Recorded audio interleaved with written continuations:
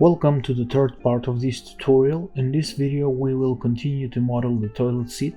Before we begin, I want to thank you all for watching this video and for all your support, so let's get to it. This is where we left off in the previous video, so now in order to proceed with the modeling we are going to select this object and rename it toilet bowl. After that we are going to put it into a separate layer, so just we have a cleaner scene. Rename that layer toilet geometry and we are done for now.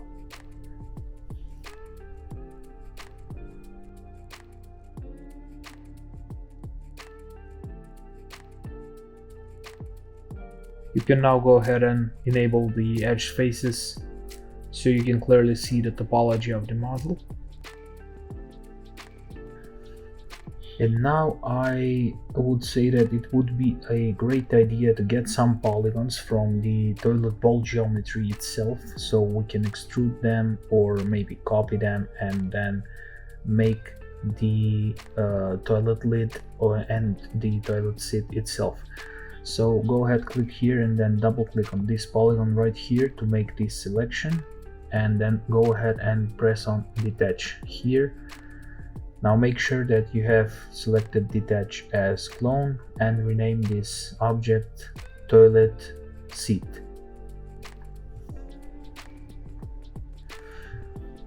So now here we have separate extracted geometry from the toilet bowl object, which we can reuse to create the toilet seat itself. Now we can go ahead and isolate the selection and we can proceed with the modeling. So go ahead and change the selection to edge selection and select these 4 edges on this side and also the same 4 edges on the other side, and then we are going to click on bridge so we can connect them with a polygon, and we have this cap for now.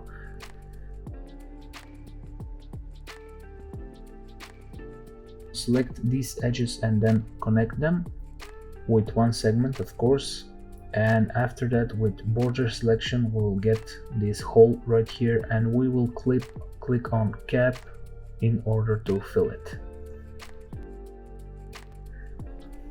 So after we are done with this part we are going to exit the isolate mode and we will just adjust the height of the object itself. So we'll need to go into hierarchy tab, select affect pivot only and set the pivot to the center of the object, and we will move the object just a tiny bit upwards.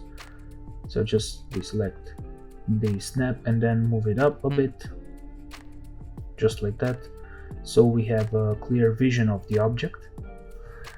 And then we are going to select all of the top polygons, actually the inner top polygons, so we have polygons left on the side, and we are going to inset them. So click on the box next to inset and inset them for 2.54 centimeters. It will not make any difference, so go ahead and check that, and after that delete these polygons.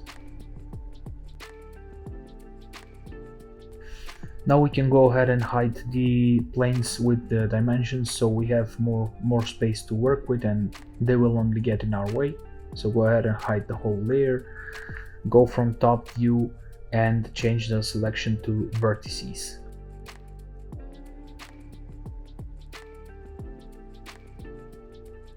After that we are going to start to move the vertices, so we're going to enable snapping now, and we will need to make this hole to correspond with the hole in the toilet bowl. So go ahead and click on one axis, so you can see if you click on X axis or Y axis, that axis will still be selected after that. So select the Y axis, click and drag on the vertex and just set it straight like this.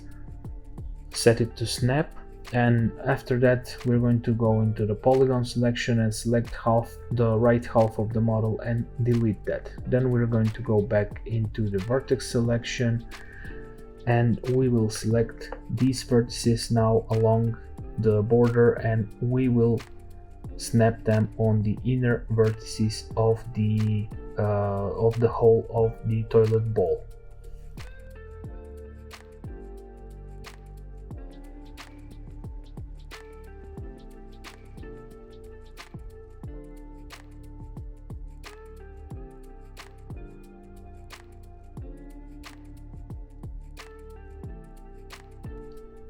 After you are done, just double check if you snapped all the vertices, and then we can go from this side view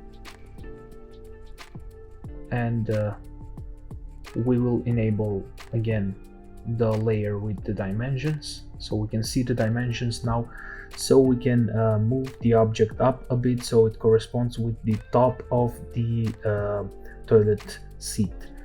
So just set it like this. Check it from the front too.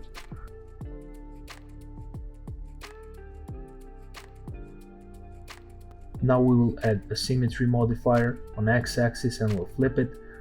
Check the thresholds to be 0.01 centimeter, and then after that we will convert it to editable poly. After that we'll add thickness to the geometry. So now go ahead in the modifier list and search for a modifier called shell. After applying the modifier, set the inner amount of 2.5 centimeters, so that will make a good thickness for the toilet seat, and then just go ahead and collapse the object to editable poly.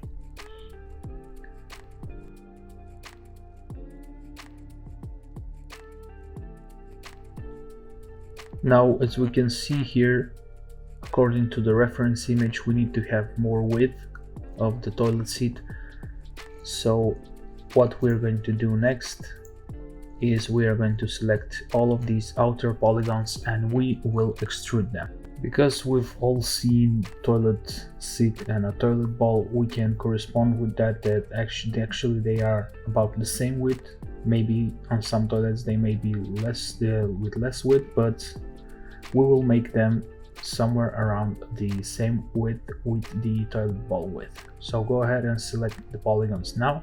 You can just click on one polygon and then while holding shift you can build up your selection like that. So you just click here and then drag to here, then click here and point to the polygon that you want to finish your selection, and then click again. So now after we've got the selection, we will extrude by local normal. Just make sure to select local normal here and change the width. Well, let's just try something. So 0.8 would be a good width, and then just check it. Now what I'm thinking is maybe we should get rid of this edges right here, so just get this selection and let me just check. Yes, get this selection and then just press Ctrl backspace, so that way we will delete also the vertices along the edge loop instead of just deleting the edges. After that we are going to select the inner polygon, so just click on this one and while holding Ctrl click on the one next to it, and that will get the whole loop of edges, and we will extrude them also for 0.8 centimeters by local normal, and then we will also delete these edge loops, also the one on the bottom.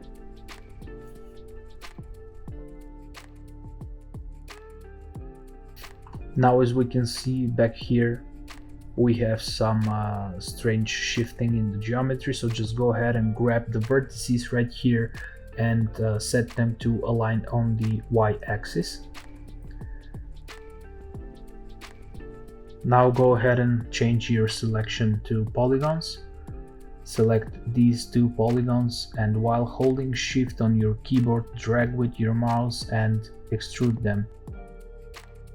So after we are done with the extrusion, we are going to change the selection to vertices. Select these vertices right here and with scale we will scale them on one axis inwards, so we have this smooth transition here, so it doesn't go like this and just straight like it was before. So you'll see right now like this. We don't want it like that, we want it to go like this. So the shape will have something of an oval shape right there, and we will convert to editable poly next. After we are done with the shape, we can proceed to make the chamfers. So let's just quickly think this through. We're going to take this edge right here and we're going to chamfer it. So use quad chamfer, maybe something about 1.5 centimeters, let's say.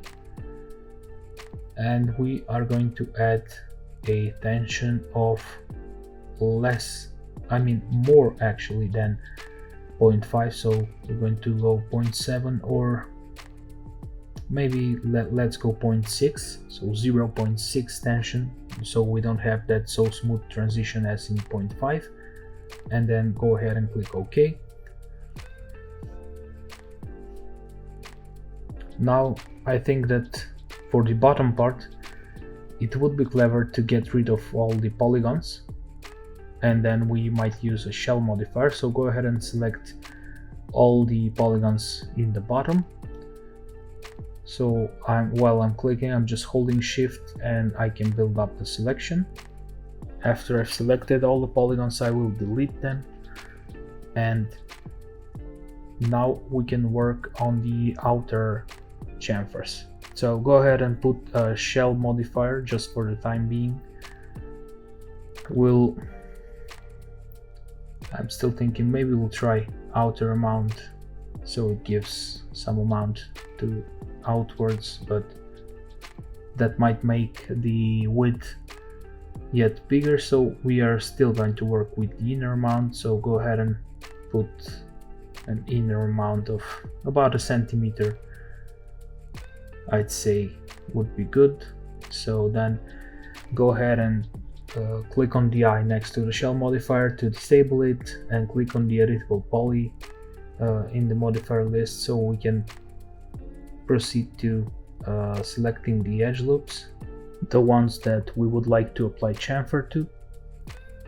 So select also these 3 edges on each side and apply chamfer. Now the chamfer is going to be around maybe more than 0.5, 0.6, no, maybe I mean 1 centimeter, not 0.1. So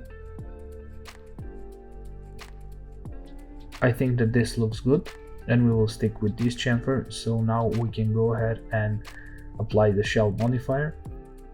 Now before you convert to editable poly, make sure that you roll down in the parameters right here and check straighten corners, so that way we'll get straighter corners when we apply the modifier. Now the next thing we should do is get rid of some strange geometry that the modifier offers. So go ahead and get these 2 edges and collapse them, and also check the other side.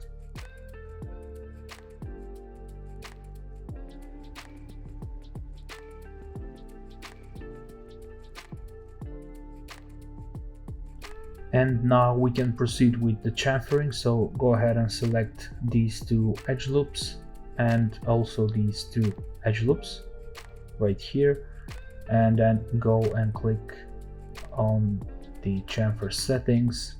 Just make sure that you have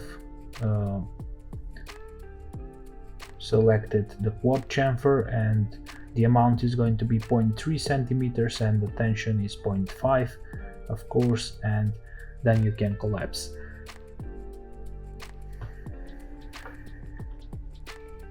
I think that for now at least it looks good. Now still further down the way we will make a lot more adjustments and tweaks, but for now at least it looks okay.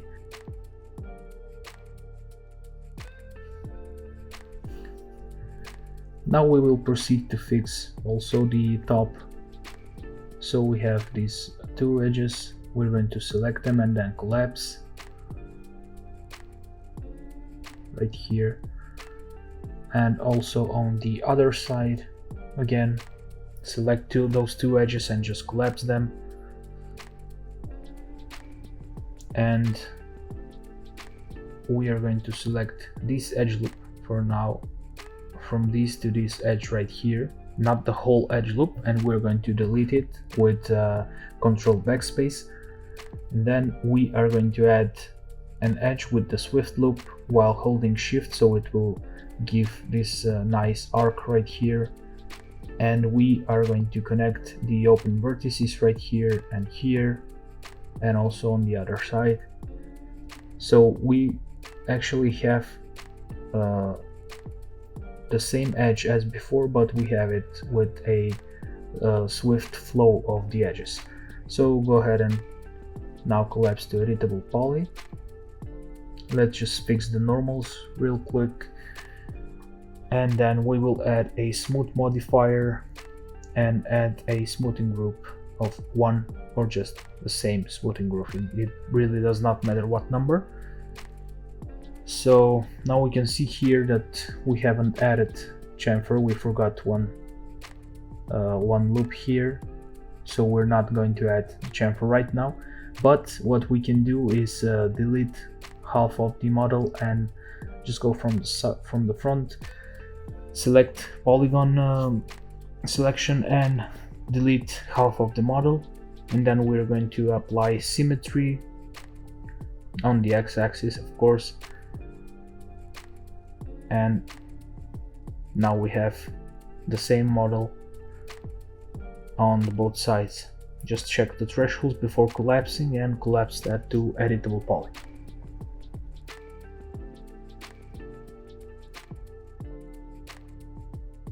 So now before we proceed, we are going to go into selection on the ribbon here, and we are going to change the selection to polygon on the model. And right here under by numeric, we will select greater than. What that is going to do is it's going to show us, if we click on this cursor right here, is going to show us where the polygons with more than 4 sides are.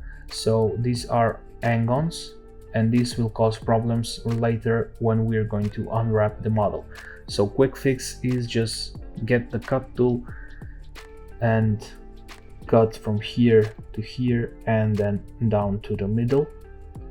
So let's just cut here, then cut here, and right click to disable the tool. And after that you're going to delete the half of the model and apply symmetry modifier.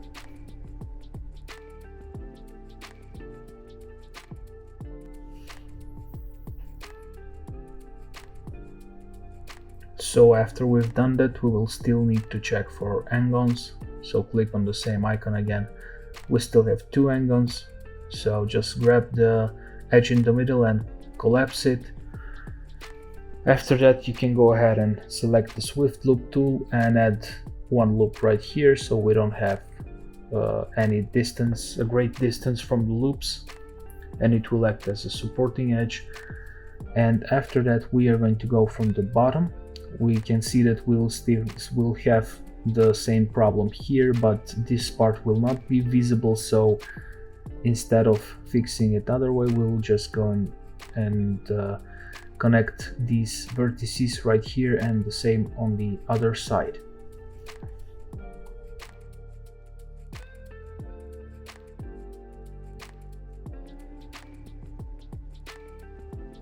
So now if we go ahead and check once more, we'll see that we have 0 polygons that are with greater sides than 4.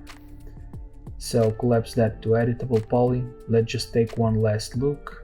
I think that this is good, so we're going to just check it with Turbo Smooth. Now you can see how these edges go right here, the topology, and compared to the top one, so you can see the top one that flows, and I don't see no ridges, I don't see no bumps. So if you bump that up to 2 iterations, it will be even better. So let's check that together with the bowl also apply turbo smooth with 2 iterations, and let's see.